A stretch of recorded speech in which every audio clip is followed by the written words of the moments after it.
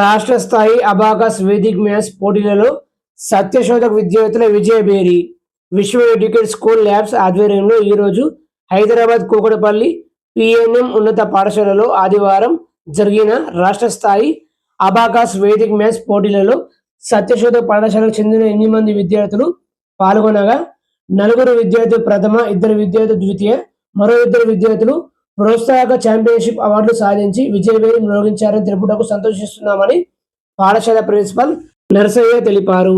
పాఠశాల నుండి రాష్ట్ర స్థాయి పోటీలకు ఎంపికైన 8 మంది విద్యార్థులు అత్యంత ప్రతిభ కనబరిచి ప్రతిష్టాత్మకమైన బహుమతులు అందుకోవడం విశేషం. ముఖ్య అతిథి ప్రముఖ వైద్య నిపుణులు డాక్టర్ మధు వారణాసి, విశ్వ ఎడ్యుకేట్ స్కూల్ ల్యాబ్స్ సిఇఓ హరిచరణులు విద్యార్థులకు ప్రత్యేక బహుమతులు అందించి అభినందించారు.